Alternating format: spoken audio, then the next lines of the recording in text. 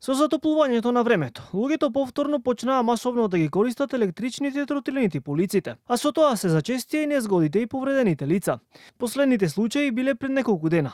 Скопјанка со тротинет на автобуска станица удрила во повозрасна жена, нанесувајќи и тешки телесни повреди. А вториот случај бил во Прилеп при сообраќајна несреќа помеѓу автомобил и тротинет. Според МВР, во текот на минатата година имало 146 сообраќајни незгоди во кои учествувале тротинети. Од нив едно лице загинало, 32 се здобиле со тешки телесни повреди, а 113 се здобиле со телесни повреди.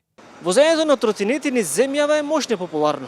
Сепак со нив се случуваат и незгоди, поради тоа што дел од учесниците ги возат без заштитна опрема, возат по главните булевари, а понекогаш се возат и по две лица на тротинет. Пред околу еден месец, повторно беше отворено прашањето дали мали деца смеат да возат тротинет, откако се појави видеоснимка како двајца малолетници возејќи тротинет паѓаат на главна улица.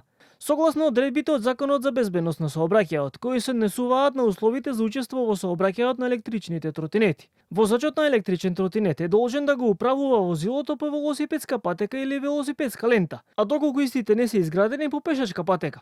Електричен тротинет може да управува лице кое е навршило 14 години, а возачот на тротинетот не смее да превезува други лица.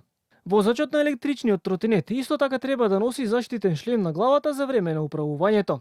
Согласно законите, за секое прекршување на сообраќајните правила и прописи, возачите на тротинетите и нивните родители се соочуваат со казни од 50 па до 120 евра. Минатата година биле санкционирани 220 возачи на тротинети, а годинава заклучено со 18 март казна добиле 8 возачи на тротинет.